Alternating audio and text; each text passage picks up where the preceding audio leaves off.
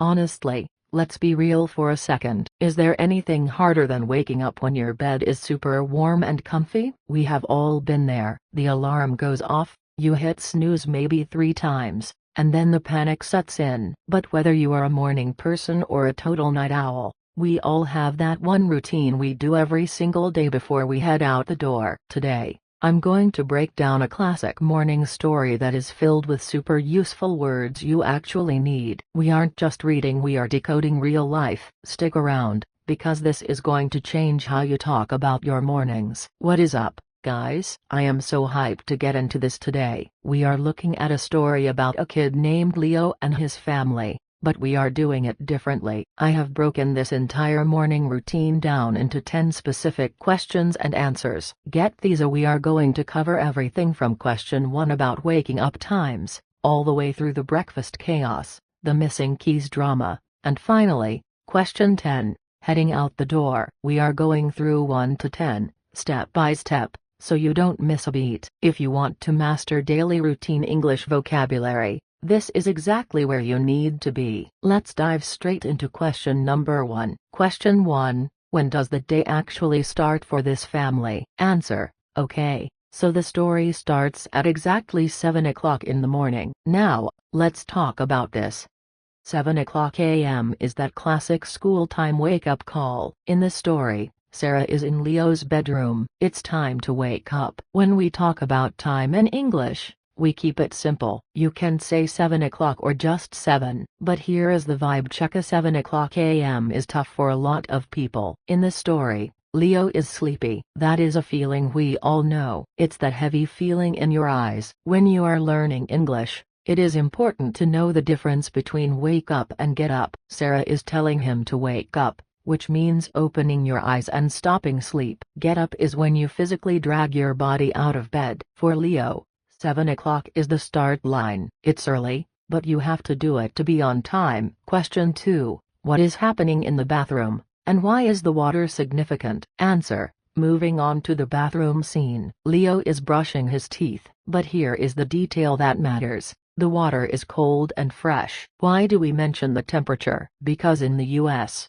or anywhere really, that splash of cold water is like a natural energy drink. It wakes you up. The story says he is brushing carefully. This is a great adverb. It means he isn't rushing, he is doing a good job even though he is tired. If you are trying to learn English through story, pay attention to these adjectives. Cold and fresh. We usually say vegetables are fresh. But water? Fresh water means it feels clean and cool. It's the opposite of stagnant or warm. Leo is brave. Honestly, I prefer warm water in the morning, but that cold water shock is definitely one way to get your brain moving before class. Question 3, who is David, and what is the smell in the kitchen? Answer, alright, let's head to the kitchen. This is where David comes in. David is the dad, and he is busy. That is a key word for mornings, busy. He isn't just standing around, he is making eggs and toast. But the most important part here is the smell. The script says the kitchen smells like delicious coffee. This is such a huge part of American culture. The smell of coffee in the morning is almost like a signal that the day has begun. Even if you don't drink coffee,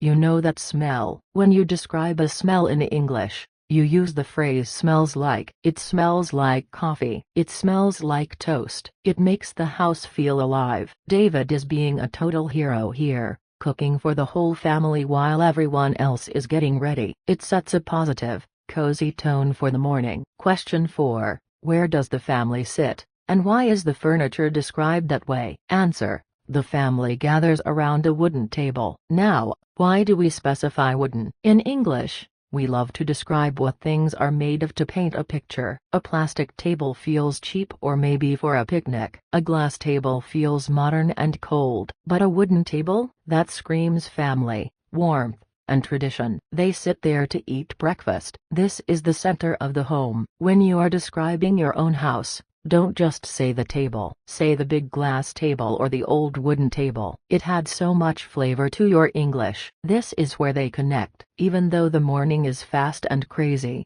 sitting at a solid wooden table grounds them. It's a moment of stability before they all rush out to school and work. Question 5, What are they doing while they eat? Answer: they are eating, obviously, but the story says they talk about the day. This is super important. They aren't just on their phones scrolling through TikTok or Instagram. They are actually communicating. Talk about the day is a phrase you can use all the time. It means discussing your plans. I have a math test, or I have a meeting at work. It's about sharing your schedule. I know for a lot of us, mornings are silent because we are too tired to speak. We just want to drink our coffee in peace. But in this story, the family is happy. They are using this time to check in with each other. It shows they are close. So, if someone asks you, "What did you do at breakfast?" you can say, "We just talked about the day." Simple, right? Question 6. What is Leo doing in the living room, and what color are his shoes? Answer: okay, breakfast is done. Now we move to the living room. Leo is sitting on the floor. I love this detail because it is so relatable. Who actually sits on a chair to put on shoes? We all just sit on the floor, right? His shoes are black school shoes. In many parts of the world, students have to wear uniforms, and that includes specific black shoes. Describing color is the easiest way to be specific in English. He is almost ready. That word almost is a lifesaver. It means not 100% yet, maybe 95%. He has the shoes. He is on the floor, but he isn't out the door yet. It's that transition moment. He is mentally preparing to leave the comfort of his house and face the world. Plus, black shoes go with everything, so at least he looks sharp. Question 7. What is Sarah looking for in the backpack? Answer: now we have Sarah again, the mom. She is looking inside Leo's blue backpack. She is checking for books and pencils. This is all about being organized. Organized is a great personality adjective. If you are organized, your stuff is in the right place. Sarah is helping Leo stay organized. We all need a Sarah in our lives. Honestly, how many times have you left the house and realized you forgot your notebook or your laptop? She looks inside. We use look inside when checking the contents of something closed, like a bag or a box. It's a quick safety check. The blue backpack is like Leo's toolkit for the day. If the bag isn't ready, the day is going to be a disaster. Sarah is making sure that doesn't happen. Question 8. What does David pack for lunch? Answer: back to David. He is packing lunch. He puts a red apple in a plastic box. Let's talk about plastic box. In the US, we often call these containers or Tupperware, but plastic box is perfectly fine and very clear. He is packing a healthy lunch. The red apple is a classic symbol for school, right? It's healthy, it's sweet, it's crunchy. By packing it in a box, he ensures it doesn't get smashed. I mean, have you ever had a loose apple in your bag? It rolls around, gets bruised, and makes a mess. Putting it in the box shows David cares about the details. It's a small act of love. He places the box in the bag, and now Leo has fuel for his day. It's all about preparation. Question 9. What goes wrong right before they leave? Answer: okay, here comes the drama. This is question 9. Everything is going smoothly, and then a boom. Where are the house keys? This is the most relatable part of the entire story. The panic of losing keys. They look near the yellow sofa. They look on the small shelf. Pay attention to the prepositions here.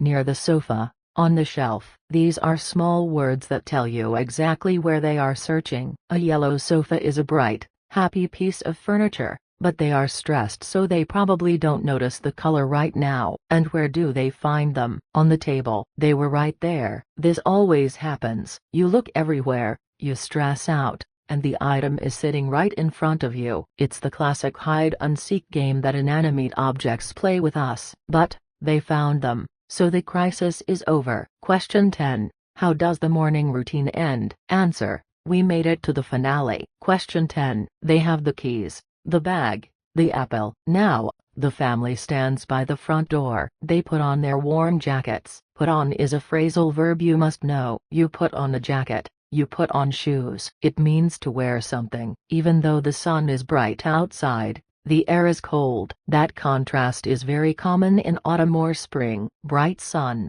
but chilly air. They walk to the car together. That is the closing image. The team of this family unit tackled the morning routine, survived the lost keys, and now they are heading out to start the day. It's a positive ending. They are ready for a great day at school and work. The routine is complete. And that, my friends, is how you break down a morning routine like a pro. We just went through 10 crucial questions and answers that covered everything from waking up to walking out the door. You learned vocabulary for furniture, feelings, food, and prepositions, all wrapped up in one simple story. If you want to keep leveling up your English and making it part of your own daily routine, you know what to do. Please smash that like button if you learned something new today, and do not forget to subscribe to 10-Minute English Academy. We are building a community of learners here, and I want you to be a part of it. Drop a comment below. Are you a morning person like David, or are you sleepy like Leo? Let me know. I'll see you guys in the next video. Peace.